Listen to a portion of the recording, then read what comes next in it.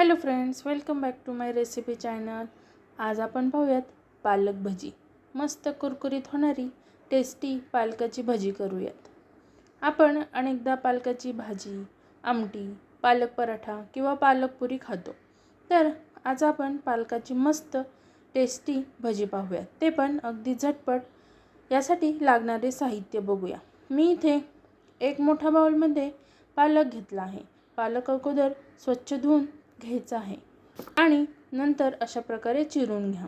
नंतर आहे 1.5 वाटी बेसन पीठ, एक छोटा कांदा बारीक चिरलेला, 1 चमचा ओवा, 1 चमचा आलं लसूण पेस्ट आणि 2 मोठे चमचे ज्वारीचं पीठ। अशा प्रकारे आपल्याला पालक भजी करण्यासाठी साहित्य लागणार आहे। चला तर मग ही झटपट रेसिपी करूयात। चिरून घेतलेल्या पालकामध्ये बेसन पीठ, ज्वारीचे पीठ घाला। नंतर यामध्ये बारीक चिरलेला कांदा टाकूयात। आलं लसूण पेस्ट टाकल्यानंतर यामध्ये ओवा घालायचा।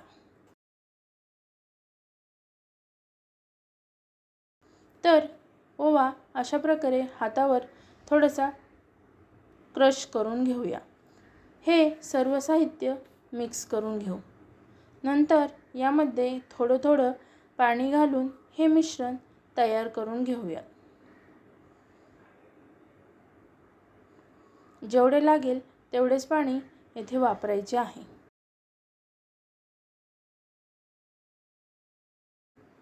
तर हे मी पीठ मळून घेतले आहे।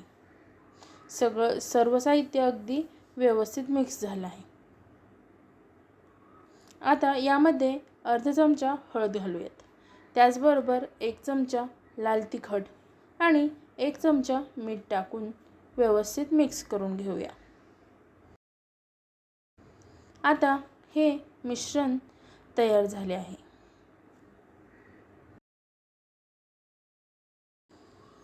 कढईमध्ये तेल गरम करून घेऊया। तेल चांगले गरम झाल्यावर यामध्ये आपण भजी सोडून घ्यायची आहेत। तर तुम्ही पाहू शकता इथे चांगल्या प्रकारे तेल गरम झाले आहे। अशा प्रकारे पीठ हळूच कढईमध्ये सोडून घ्या। संध्याकाळी चहाच्या वेळी किंवा घरी अचानक कोणी पाहुणे आल्यावर ही रेसिपी झटपट होते।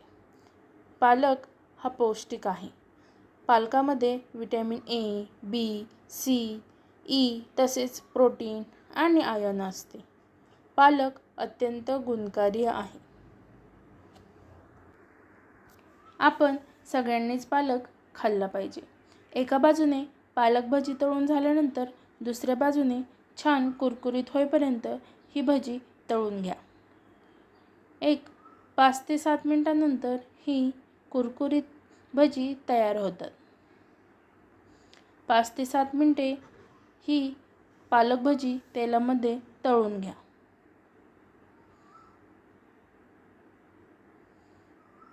तुम्ही येथे पाहू शकता पालक भजी छान अगदी कुरकुरीत झाली आहेत। कलर पण चेंज झाला आहे। चला तर मग आपण याला एका प्लेटमध्ये काढून घेऊया आणि उरलेली सर्व भजी तळून घेऊयात। तुम्हाला हाताने जर पीठ सोडायला जमत नसेल तर तुम्ही चमच्यानेही सोडू शकता।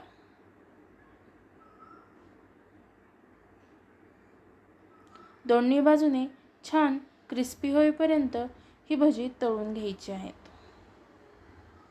मध्यम आचेच्या गॅसवर ही भजी तळून घ्या।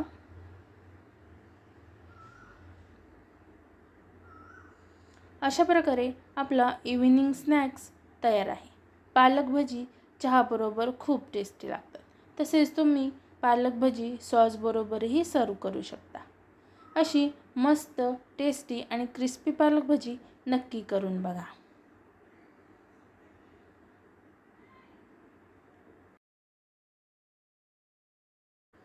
चला तर मग भेटूयात आपण पुढच्या रेसिपीच्या व्हिडिओमध्ये। तोपर्यंत बाय and thank you.